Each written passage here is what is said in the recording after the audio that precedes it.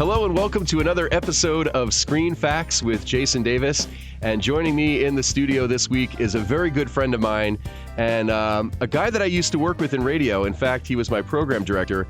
And one of the main reasons that I'm even here doing this podcast today and working full-time in voiceover, Les Sinclair. Welcome, my friend. Thank you for having me. It's great to have you. I really appreciate you taking the time to do this with me. This is going to be a lot of fun. I am very excited. So let's roll. Excellent. We talked about doing something like this for a long time because it's been a while since I worked with you. I thought it would be really cool to do the podcast together because we've always wanted to work together again in some capacity. And so here we are. And when I asked you what movie or movies you wanted to talk about, you came up with Superman. We had our own little podcast without the recording device for quite a little conversation, didn't we? Yeah, we started talking about the different Superman movies. And I said, you know what? Let's stop talking about it. Let's wait for the podcast. Right. We decided that we are going to cover the first two Superman movies with Christopher Reeve. They were shooting the second movie simultaneously with the first, but there was all kinds of stuff going on behind the scenes, a lot of controversy. Did you get a chance to watch? I watched both of them, yeah. You told me to get the Richard Donner #2. Now, what the Richard Donner cut is, for those of you who may be fans of the Superman movies but haven't seen that, Richard Donner was the director that directed the first movie and at the same time was directing Superman 2. I think he got about 75% done with principal photography on Superman 2, and then he had a falling out with the producers and was fired. And then they brought in a second director to finish Superman 2. What ended up happening was that it became a whole different movie. And then there was a whole other lawsuit with Marlon Brando as well. He made a deal to receive part of the profits of the first movie. And then when he didn't feel like he was being paid fairly, he sued the producers. Just a mess, right? Yeah. He was not that big of a part of the movie, honestly. I know, but he was such a popular actor that he felt like he could demand that. So what ended up happening was when he sued the producers, that's why he wasn't in the second movie in the theatrical version. However, in the Richard Donner cut of the movie, they were able to make a deal with his family, with the estate, to use the footage that was shot of him, and it's a whole different movie. Oh, I got to see it now. Yeah, my interest is so piqued. If you're a fan of Superman 2, I thought Superman 2 was the best one. I like Superman 2 as well, but it's funny watching it again. There was so much that I forgot about. Mm-hmm. It was kind of a cheesy movie. Now, back in the 70s when it came out, right. it was super technologically advanced, and it's like, oh, wow, look, they made him fly. And now watching it, it's very antiquated and kind of cheesy, honestly. Yeah, I mean, well, compared to the special effects of nowadays, I mean, you got to remember, the original Superman movie was released December 15th, 1978, and the second one came out in 1980. But again, they were being filmed at the same time. So it's the same technology. Back then, they didn't really have a lot to work with. No, that's right. They had to cut out each of those individual cells and paste in the picture. I mean, it was laborious work. I'm sure it was. It took a lot of time. They shot Superman from March 1977 to November 1978. In fact, they actually were filming during the infamous 1977 New York City blackout. And the New York Daily News was actually able to publish thanks to the film company's generators. So they came through in a big way for the Daily News. Nice. 3 years in planning, almost 2 years in filming, at the height of which there were over 1,000 full-time crew members spread out over 3 studios in 8 countries. Over 1 million feet of film was used, and at the time, it had the highest production budget of any movie ever made. So nowadays, a lot of stuff is done on computers. Back then, there was a lot of manpower. I didn't know that both those movies were being shot at the same time. And I think it was a rarity back then to have the sequels, and especially to plan in advance for a sequel. So that they did that was pretty smart, I think, on the producer's part. Yeah, if you've scouted out locations and you know that there's going to be intertwining storylines, yeah. Yeah. And I think the only other time I remember hearing about them doing that kind of thing where they're shooting 2 movies at the same time was Back to the Future. I remember they shot the second and third Back to the Future movies at the same time. There is an interesting correlation there, too, about Steven Spielberg, right? Yes. Steven Spielberg was one of the people that they talked about directing the original Superman movie. But at the time, the producers thought that he wanted too much money. And he really wasn't a proven director at that point. The only thing he had done was Jaws. The only thing. It turned out to be one of the biggest blockbusters ever. However, at the time when they were deciding on who the director was going to be for this, Jaws was not proven yet. It hadn't been released. The screenplay was written by a famous guy too, Mario Puzo, who wrote The Godfather. There were several other people involved in the screenplay. David Newman, Leslie Newman, Robert Benton, and Tom Mankiewicz, who was actually uncredited. And that was a bone of contention for Richard Donner as well. He did so many rewrites that Donner thought that he should get more credit than he did. What do you remember less about seeing these? I'm assuming that you saw these in the theater like me when I was a kid. I did, yeah, indeed. What I remember about seeing them was not what I remember about re-seeing them, which is really interesting. I don't remember the whole sequence at the beginning where the three villains that end up in Superman 2 were actually part of Superman 1. I don't remember that as a kid at all. And rewatching it, I went, wow, that's incredible. How did they plan that in advance? And then you tell me that they're shooting both movies at the same time, and my mind is officially blown. At the end of Superman, there's a whole plot line where Lex Luthor sends a couple of missiles to different locations, and Superman has to save those locations. He takes one of the missiles and he throws it into outer space. The Richard Donner cut of Superman 2 starts with that sequence of Superman throwing the missile into outer space, destroying the Phantom Zone, freeing the supervillains. In the theatrical version of Superman 2, the way that he explodes the Phantom Zone and frees the three supervillains is totally different. Right, a hydrogen bomb that they had put on the Eiffel Tower. Right. That whole sequence is not in the Donner cut of Superman 2. It's totally different, completely eliminated. Yeah.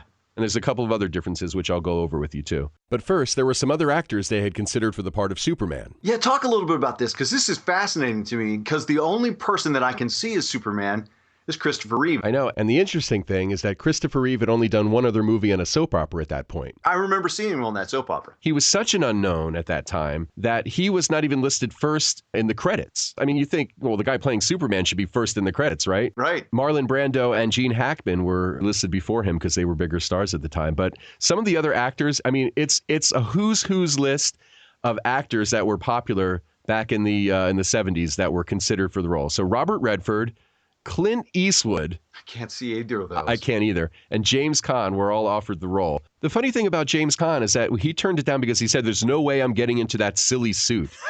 Yeah. Well, his career is so much better. Instead, he got his ankles broken in Misery. Yeah, exactly. You were telling me about Marlon Brando had the ability to say no to the stars. Yeah, he vetoed a huge name that really wanted to play Superman and Clark Kent. Sylvester Stallone. That's amazing to me. I can't see that happening either, though. No, I don't really think that would have made a lot of sense, especially because he was so identified with Rocky by that time. It turned out that Stallone was a really big fan of Superman and really related to the story and the character and all that. And you know, he was kind of really annoyed with Brando because Brando was pretty vocal about saying, hey, I'm only taking this role for the paycheck. And the ironic thing is that in his review of Rocky, Roger Ebert called Stallone the next Marlon Brando. But in my mind at that time, I can't think of anybody else who could have played him. For me, Superman has got to be big. He's got to be 6'4". He's got to be a tall guy. He's a Midwestern farm boy. He's a big guy, you know? And that's what I really liked about Christopher Reeve. I thought that he fit the part in my mind from the comic books and even the old TV show. Christopher Reeve, when he first auditioned for the role, was not that big. He gained 42 pounds of muscle from the time he was cast until filming began. He underwent a bodybuilding regimen supervised by David Prowse. Oh, wow. Darth Vader. That's fantastic. Yeah. I think, you know, the thing that makes Christopher Reeve so great in these movies is not just his portrayal of Superman, but really Clark Kent. Yeah. He does such a convincing job of being a bumbling idiot as Clark Kent. You can almost believe that parting his hair on different sides and wearing the glasses. Yeah, it could confuse Lois Lane and everybody else enough. One of the things you can also see about when he's Clark Kent, he hunches over, he brings himself down and acts real small. I got to tell you, though, personally, I was not a fan of that Clark Kent. I liked the Clark Kent from the old Superman TV show, and even the guy who played Clark in Lois and Clark. I thought he did a real good job of playing Clark Kent. Man of Steel, also a good normal guy who just didn't use his powers. Which Clark Kent is the one in the comic books? Is he the bumbling guy like Christopher Reeve plays him, or is he more like just a down-home Midwestern guy? I thought he was a very normal guy. That didn't come across to me. That didn't stick in my mind as Superman, that Clark Kent was the bumbling sort of idiot and uncoordinated and not able to do things. I didn't get that at all from the comic books. There actually were some other people that were considered for some of the other parts. Tell me who they are. A couple of different actresses had screen tested for the role of Lois Lane. Anne Archer, Michael Douglas's wife in Fatal Attraction. Right. She was also in Presumed Innocent with Harrison Ford. Dustin Hoffman turned down the part of Lex Luthor. Oh, well, I got to tell you, I think Gene Hackman did a masterful job. The one who played the original Lois Lane in the TV show actually made a cameo in Superman 1. She was on the train when young Clark Kent was running beside it. So that was the old Lois Lane. And I thought that was fantastic that they included her. I love when they do casting like that. That's cool. The guy who played Cliff, the postman on Cheers, he's in both Superman movies. He's a NASA guy. He's in Missile Command in Superman 1, and he's a NASA guy in Superman 2. So John Ratzenberger is in Superman. I had no idea until I rewatched him. I'm like, hey, there's Cliff. So really quick, I just want to talk about some of the differences between the theatrical Superman 2 and the Richard Donner cut. If you're a fan of Superman 2, get the Richard Donner cut. You can get it on Amazon. It's a whole different movie, and it's a better movie because it makes more sense.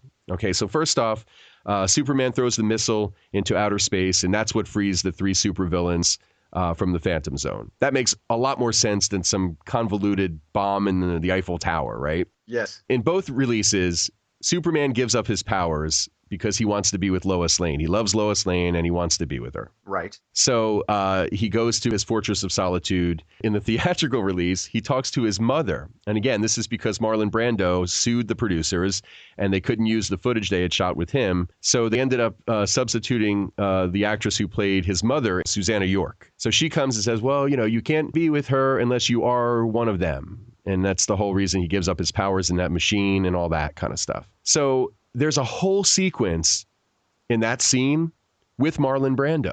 That's amazing.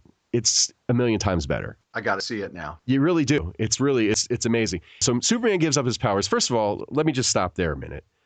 How selfish is he to give up these powers for Lois Lane? I mean, no offense. Lois Lane, she may be great and all, but you're Superman. I know. Yeah, you're Superman. You're going to give that all up. Maybe he's just tired of the grind. One of the things that they didn't go into, though, really was how he got his powers back, because they said once this is done, it is unchangeable, yet somehow they changed it. In the Richard Donner cut, that's all explained. They show it all happen, too. Not only does it explain, but you actually see how he gets his powers back. That's amazing. I've got to see that part, because there are so many holes that it leaves open that you just go, you're left scratching your head. So in the theatrical release of Superman 2, Lois Lane is trying to prove that Clark Kent is Superman, so she jumps into Niagara Falls in a kind of a lame attempt to get him to change. That's different in Superman 2, the Richard Donner cut. Instead of jumping into Niagara Falls, earlier in the movie, she jumps out of a window at the Daily Planet. Oh, no kidding. And then Superman runs with super speed through the office, papers are flying everywhere, and he saves her at street level discreetly. Les, you remember how Lois finally discovers that Clark Kent is Superman in the version of Superman 2 you saw? He trips, he falls, his hand goes into the fire, and it's not burned. Lame. In the Donner cut, they actually use scenes from a screen test because they never got to shoot the actual scene for the film because Richard Donner was fired before they had a chance to. Richard Donner thought that scene was so pivotal that he shot that scene for the screen test. And what it was they're getting ready to go out for the night, as posing as the honeymoon couple. And she pulls a gun out and she says, I realize I made a mistake. Instead of betting my life on it, I'm so convinced that you're Superman, I'm willing to bet your life. And he's like, Lois, what are you, crazy? And she shoots the gun and nothing happens. And then he goes, you realize if you were wrong, Clark Kent would have been dead. And she goes, no, not with blanks. Oh, that's awesome. So when you were watching the movies again, did you notice any cool things? If you look in the office when he's having the discussion with Perry White, there's a picture of Bill Cosby hanging on the wall. And Bill Cosby got a lot of news now. He doesn't need a super kiss to erase women's memories. So Christopher Reeve had a couple of other parts in Superman. He supplied the voice of the Metropolis air traffic controller. He's heard on the radio just before the helicopter crash and during the Air Force One scene in the movie. And the other thing, too, which I didn't know, and I think this one's a little weird, Christopher Reeve dubbed all of Jeff East's dialogue. Jeff East was the actor that played the teenage version of Clark Kent in the movie. Apparently, their voices were so different that they thought that it would create a continuity issue. You sound different as a teenager. I noticed that right away. I thought, geez, Christopher Reeve overdubbed that. And one of the things that really it brought to my attention that almost everybody in the movies, both of them, 1 and 2, had been overdubbed. They did a lot of, I guess they call this in the movie industry, looping, where they shoot the scene and then they go into the studio to get the better quality. Almost the entire movie is overdubbed. I never noticed. Yeah, as I rewatched it, it really, well, that was the first thing I thought, well, boy, he sounds a lot like Christopher Reeve. I wonder how they did that. The shot where the teenage Clark Kent kicks the football into orbit, they fired the football from an underground air cannon to create that scene. Is that right? That's kind of cool, right? Yeah, that's very cool. Well, I love the way that they used, in older movies like that, instead of doing CGI, they always had to figure out a real world way to make it work. And I love that sort of technology. Calgary in Canada actually stood in for Kansas, too. The little baby, the toddler that you see when he comes out of the pod when the Kents discover him was played by a kid at the time named Aaron Smolinski. Well, guess what? He was in Superman 3. He played a little boy waiting outside a photo booth while Clark Kent's changing into Superman. And he also played a communications officer in Man of Steel. Oh, no kidding. So full circle. Right. So the word Superman is not heard in the first movie until 1 hour and 33 minutes into the film. And I'm going to guess that Margot Kidder said that first. I think so. So Les, do you have anything else that you want to talk about? Plot holes drive me mad, especially when there's something like the Fortress of Solitude. He loses his powers. We don't find out how he gets them back, but then he gets the powers back from the other thing. There was another plot line hole in Superman 2, and that's when the 3 villains land on Earth and they're out in the woods. And the female picks up a snake. The snake bites her and it hurts her, so she kills it. Well, how on earth did the snake bite hurt her? Exactly. I noticed that too. On Earth, that wouldn't have hurt her. And another plot line was in Superman 2, when he leaves the Fortress of Solitude, he and Lois somehow get a car. They drive to the restaurant where he gets beat up, and then he realizes he needs to go back to the Fortress of Solitude, where he doesn't get back in the car and drive back. He walks miles and miles and miles in the snow and tries to hitchhike. Why didn't he just drive back? I guess Lois needed the car. Besides, where did he get the car? Jor-El's used car lot? He just had it parked there just in case he wanted to drive home. In my conclusion of this whole thing, what I would say is that the movies of yesterday and today are 2 separate movies altogether. You have to take them for what they're worth. I highly recommend watching Superman 1 and Superman 2 with your kids, because they will laugh at the cheesy graphics. And but it's just such a great story, and to watch it again, just phenomenal. I agree. We were very fortunate to grow up when we did. Yeah, we had heroes, darn it. Les, you have anything you want to plug? Oh, yeah, sure. You can catch me. I'm on 10 to 2 on Z95.1. You can listen live. It's today's variety kind of radio station. We play music that picks you up. Doggone it. And I'm also on from 4 to 6 on WINA. It's an afternoon news magazine show. Both of those stream online, WINA.com or Z95.net. Excellent. Les, thanks so much for taking the time out and doing this with me. I really appreciate it. I'm glad to do it. It was a whole lot of fun. And if you have any thoughts or screen facts of your own about Superman and Superman 2, or if you want to throw me any kind of information about Man of Steel, or if you want to just let me know that you think this podcast sucks, I don't care. Send me an email, screenfacts@yahoo.com. Also, please rate, comment, and subscribe, and check out my website, jasondavisvoice.com. Thanks so much for listening, and you can join me again next Wednesday for more Screen Facts with Jason Davis.